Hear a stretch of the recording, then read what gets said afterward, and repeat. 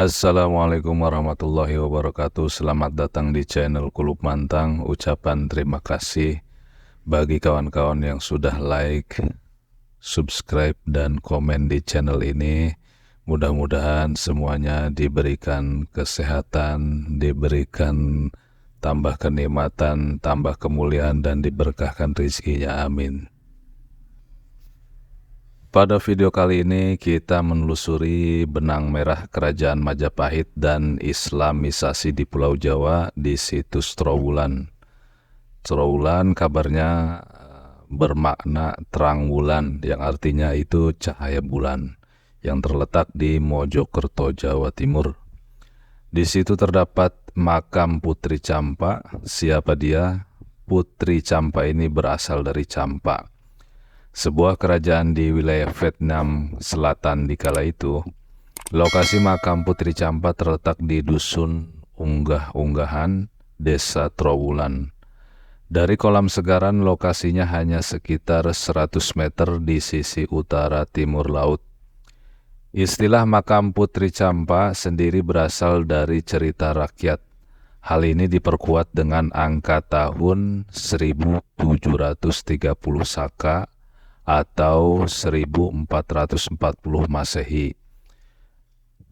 Di wilayah pemakaman Putri Campa, di situ ada dua nisan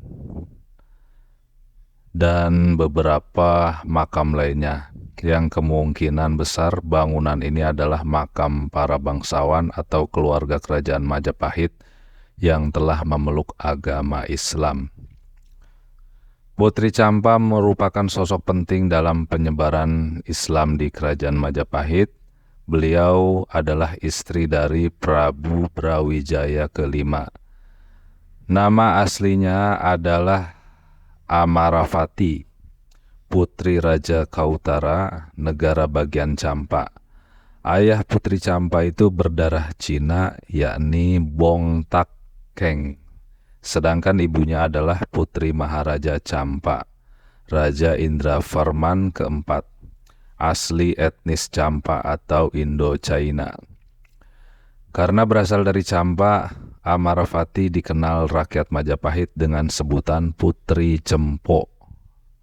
Ia menjadi permaisuri Bre Kertabumi atau Brawijaya V pada saat Brawijaya V ini masih menjadi Raja Keling di negara bagian Majapahit. Kemudian masyarakat menyebut Putri Campa itu dengan sebutan Dewi Amarawati. Dewi Amarawati adalah adik Chandravati, yaitu ibunda Sunan Ampel berdarah Cina Campa. Dengan demikian Sunan Ampel adalah keponakan Dewi Amarawati, istri permaisuri Brawijaya V. Istri dari Prabu Brawijaya V. Brawijaya V. Raja Putri Campa adalah bibi dari Sunan Ampel, Raden Rahmat, dan ibu tiri dari Raden Fatah, Sultan Demak pertama.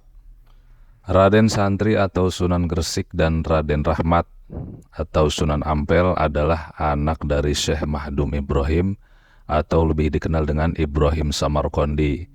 Ibrahim Samarqandi adalah kakak dari Syekh Ali Nurul Alam, putra dari Syekh Jumadil Kubro atau Husain Jamaluddin Akbar.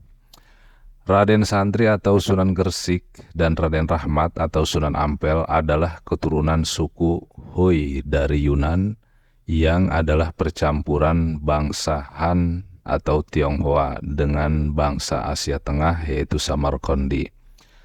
Raden Rahmat dan Raden Santri dan Raden Burereh, sepupu daripada Raden Rahmat, mengunjungi Kerajaan Majapahit untuk menemui bibi mereka yang bernama Dewi Amarawati atau Putri Campa, yang pada saat itu menjadi permaisuri Raja Brawijaya kelima. Raja Campa pada saat itu adalah seorang mualaf. Raden Rahmat dan Raden Santri serta Raden Burereh tidak kembali ke negerinya, ke negeri Campa, karena pada saat itu kerajaan Champa dihancurkan oleh kerajaan Vietnam. Pada saat Putri Champa datang ke Jawa dan menjadi istri Brawijaya, Putri Champa sudah terlebih dahulu memeluk agama Islam. Hal inilah yang menjadi cikal bakal Islam masuk ke Majapahit. Keberadaan Putri Champa sebagai istri seorang raja terpandang dan telah memeluk Islam, itu mengundang imigran asal Champa datang ke kerajaan Majapahit. Para imigran Muslim itu diperkirakan masuk ke Majapahit pada tahun 1476 atau 1478 Masehi. Sebagian kecil masyarakat Champa pada saat itu telah memeluk agama Islam, tepatnya sejak abad 11. Misi penyebaran agama Islam itu menjadi alur masuk dan datangnya para pedagang dari Arab dan Persia ke negeri Jawa, tepatnya di Kerajaan Majapahit. Kerajaan Majapahit sebagai sebuah kerajaan besar pada masanya yang berhasil mempersatukan Nusantara. Sayangnya kerajaan ini runtuh akibat pergolakan dalam negeri karena perebutan kekuasaan.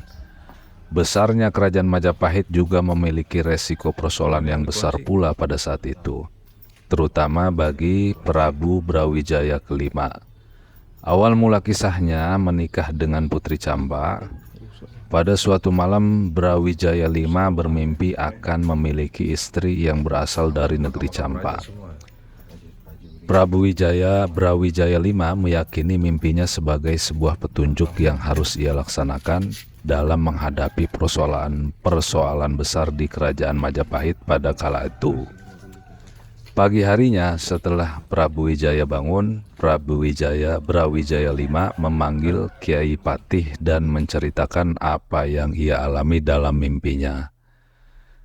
Kata Brawijaya kepada Kiai Patih, "Kiai Patih, semalam saya bermimpi memiliki istri yang berasal dari negeri Champa.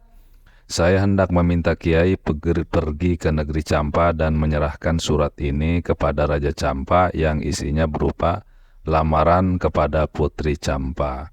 Kemudian Patih Gajah Mada pun berangkat menuju Champa dengan menyeberangi lautan dan menyampaikan surat kepada Raja Champa. Lalu kemudian Raja Champa menerima lamaran Raja Brawijaya kelima.